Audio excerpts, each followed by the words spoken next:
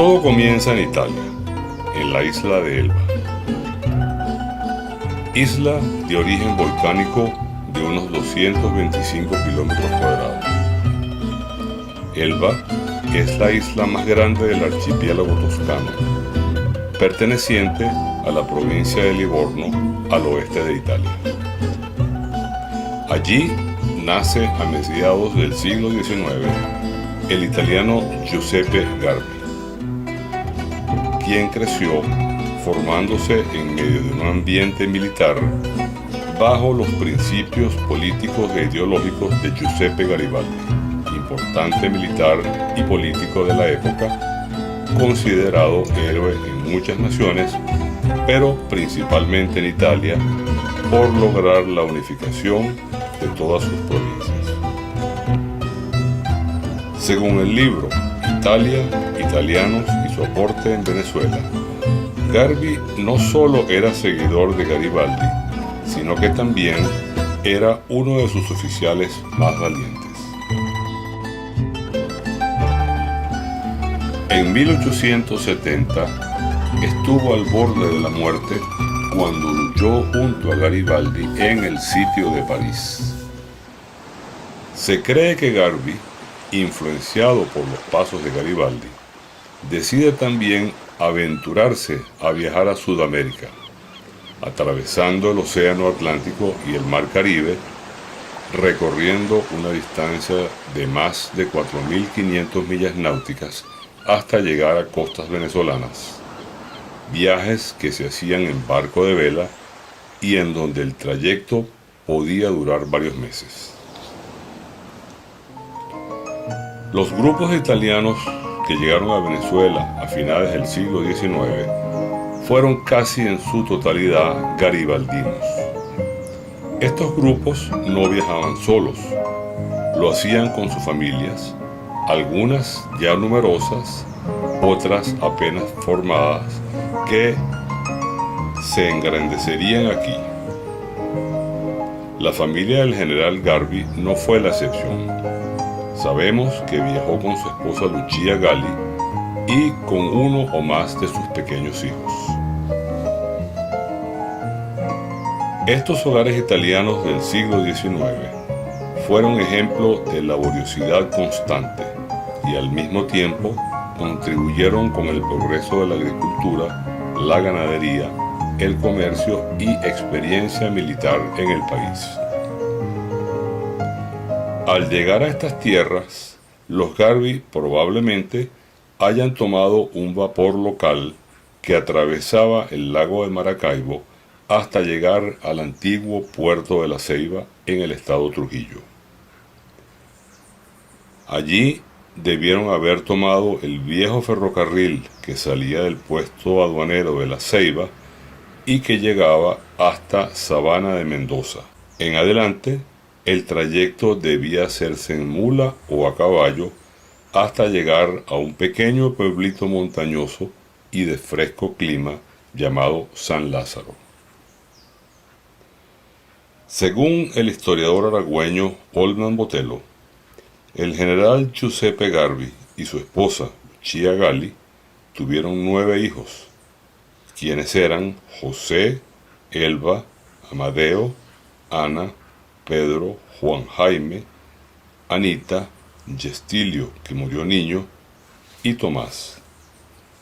Durante ese período, los Garbi comenzaron una nueva vida en la tranquilidad y la paz que podía brindarles su nuevo hogar.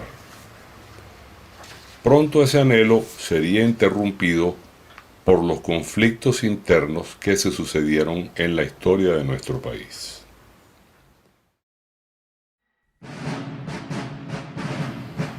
Después de la Guerra de Independencia, en Venezuela muchos caudillos se peleaban por las tierras y el dominio total del gobierno.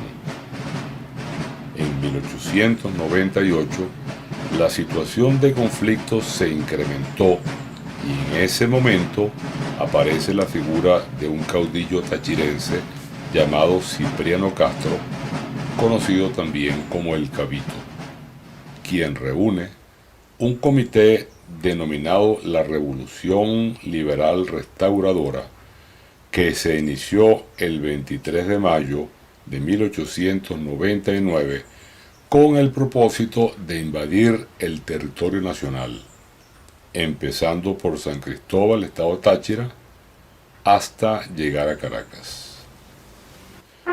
Para ese momento, el general garibaldino Giuseppe Garbi y su hijo, el joven coronel de 23 años José Garbi, eran oficiales del general González Pacheco, quien había sido autorizado por el mismo presidente de la República, Ignacio Andrade, para formar un ejército y frenar la avanzada de los tachirenses liderizada por Cipriano Castro. Los Garbi y González Pacheco, junto a un nutrido grupo de oficiales y 2.000 hombres, que luego fueron reducidos a 250 debido a celos políticos, se trasladaban a Sabana de Mendoza, en donde reciben en cajas embaladas enviadas desde el exterior 250 fusiles Mauser alemanes y 80.000 balas. Esta batalla es conocida como la Batalla de Tovar y se inició el 6 de agosto de 1899 a las 5:40 de la mañana. Fue una batalla muy dura y enardecida en las calles, casas e iglesias de combate cuerpo a cuerpo. Después de perder 7 escuadras en la batalla, los trujillanos son derrotados por inferioridad numérica y principalmente porque las cajas de municiones que les habían enviado no eran compatibles con sus fusiles. El general garibaldino de camisa roja nunca abandonó a sus hombres. Luchó hasta que se quedó sin balas, perdió su cabalgadura y ya rodeado le pidieron rendición. A lo que gritó: "Il soldato garibaldino non si arrende", es decir, ningún soldado garibaldino se rinde. Tiró su arma sin balas, desenvainó su sable y se abalanzó sobre las tropas enemigas. Unas horas después, el ruido y fogonazos tiñen su historia final. Como pirañas en silencio, los vencedores recogen su cuerpo sin vida. Su nieta, Lucía Garbi de Briceño, cuenta que a su padre, el coronel José Garbi, le fue llevada la barba de su abuelo después de haber caído en combate. Aparentemente, esto lo hacían con el fin de dejar evidencia física del fallecimiento. En pleno combate, el general José Garbi dio la orden de enterrar a sus muertos en un llano que era un potrero frente a Tovar, tarea que lo enaltece al preocuparse porque los cadáveres de sus hombres no quedaran pudriéndose en la intemperie. La batalla de Tovar finalizó a las 8:10 de la mañana, con un saldo total de 83 muertos y 135 heridos. Según el libro Los andinos al poder de Domingo Alberto Rangel, la batalla de Tovar fue la única porfiada en el camino de los castristas, ya que en lo sucesivo el descompuesto y corrupto componente militar oficialista le abrió el paso a Castro y a sus tropas hasta llegar a Caracas. En el estado Barinas, la familia Garbi Gali vuelve a sufrir otra pérdida. Esta vez es el general Tomás Garbi Gali, con su uniforme azul, quien fallece cuando es alcanzado por una bala disparada a 2 cuadras de distancia por un soldado negro llamado Sabino Palacios. Su hermano, el general Juan Jaime Ítalo Garbi, supo que Tomás había fallecido y fue en su búsqueda, cabalgando 8 días desde Barinas hasta llegar a San Lázaro. Se cree que sus restos fueron sepultados en la iglesia de San Lázaro, al igual que los de su padre Giuseppe Garbi. Al finalizar la guerra, el coronel José Garbi Galli se trasladó a Barquisimeto, Estado Lara, donde adquirió varias propiedades en el sector de Duaca, Barquisimeto y La Escalera. En Lara fue promovido por sus méritos en guerra al rango de general. En 1908 es nombrado jefe civil de la región, el cargo más poderoso del gobierno local. Según cuenta su hija, Lucía Garbi de Briceño, su padre conoció a varias señoritas barquisimetanas que mostraban interés en él. Pero, por el contrario, José no se sentía atraído por ninguna de ellas. De pronto, apareció una señorita que se mostraba indiferente ante su presencia y, al parecer, esto lo cautivó.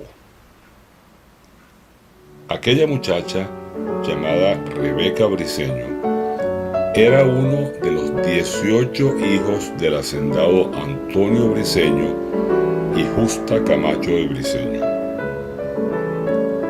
José y Rebeca contrajeron matrimonio eclesiástico en la ciudad de Barquisimeto el 11 de febrero de 1908. Doña Lucia Galli no pudo asistir al matrimonio, sin embargo, les escribió una conmovedora carta. Mi estimada señorita, con el placer más grande he leído su muy grata misiva, venida a embargar el alma de una anciana madre, que ve aproximarse la felicidad, el contento de mi hijo, que lejos las caricias, los cuidados, los consuelos de madre, ha elegido en usted eterna compañera de vida, quien comparte consigo las penas y las dichas en el rudo camino de la existencia. Muy contenta estoy que una nueva hija llegó a mi seno, a despertar una nueva llama de amor, otra hija por quien levantar mis plegarias al Altísimo y pedir su eterna felicidad, otra hija por quien suspirar y que haga leves las penas de una anciana. No puede usted imaginar el deseo tan grande que tengo de verla y abrazarla, ya que el gravamen de los años no me permite acompañarlos en el día del matrimonio. Desde aquí los bendigo y ruego a Dios los haga felices. Encargado desde hoy Pepe a los cuidados de usted, que más que nadie es digna de poseerlo. Le abraza y bendice Lucía. José Garbi y Rebeca Briceño tuvieron como sucesión a José Rafael Garbi Briceño, quien murió niño, a Josefina Garbi de Adrián y a Justa Lucía Garbi de Briceño. Con el derrocamiento de Castro, Gómez se hizo el poder y, siendo presidente de Venezuela, percibió en José Garbi lealtad y rectitud en todos sus actos, y esto hizo que fuera uno de sus hombres de mayor confianza.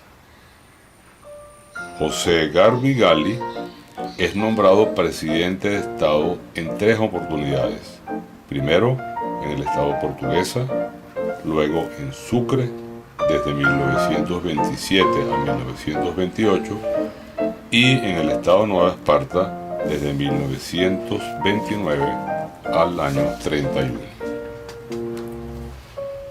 Sus hijas recordaban que cada vez que el general Garbi entregaba la gobernación, el funcionario entrante encontraba las arcas del Estado intactas.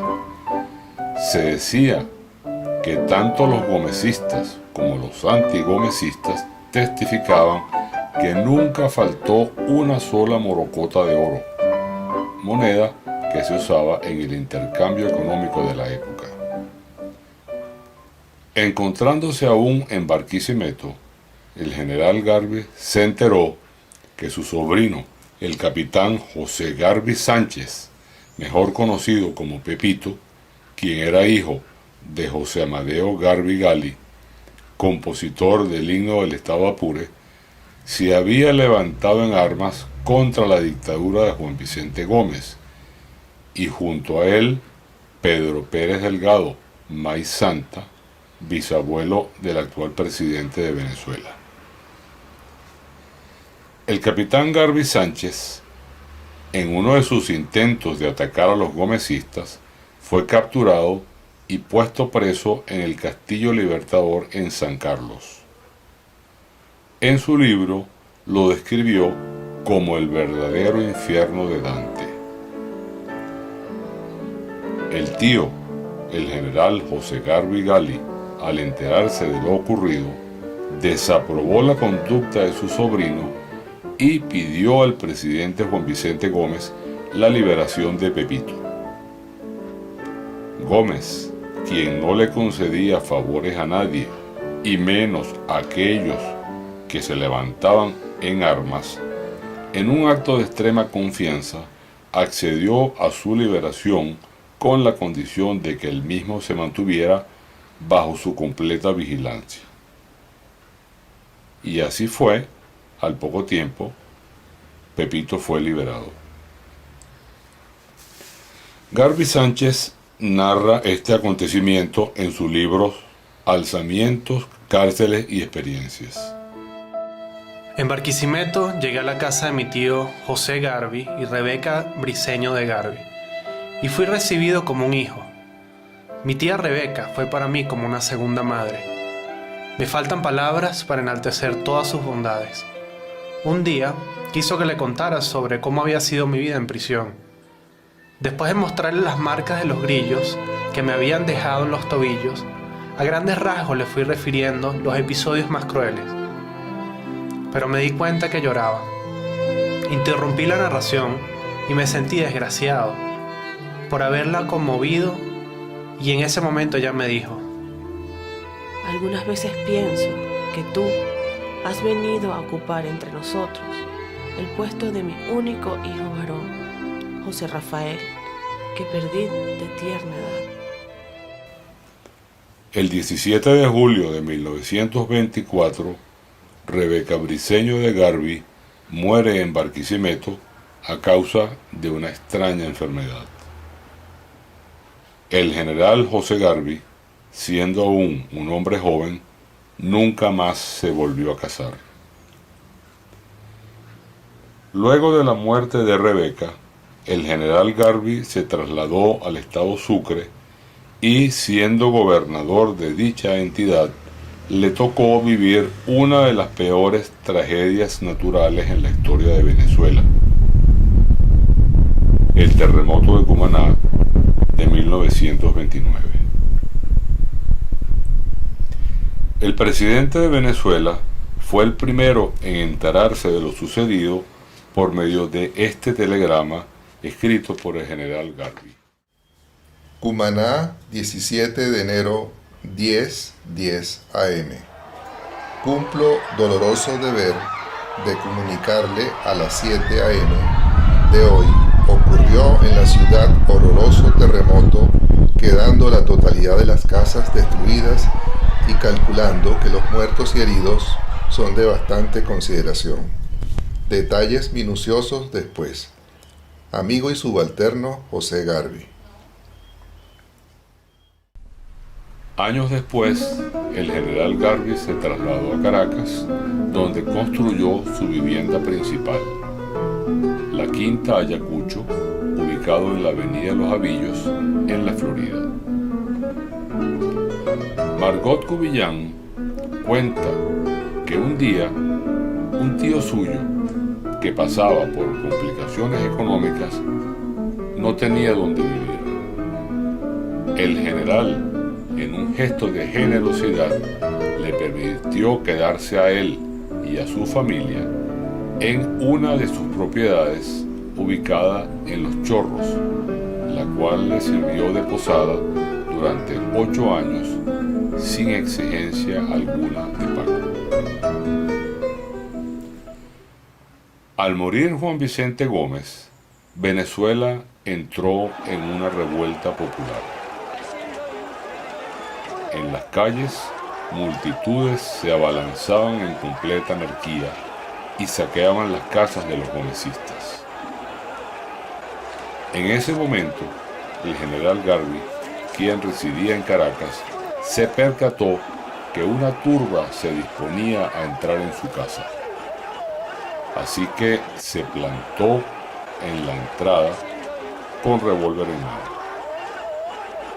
Fue entonces cuando un muchacho entre la multitud dijo: Esa es la casa del general Garvey, mi padrino.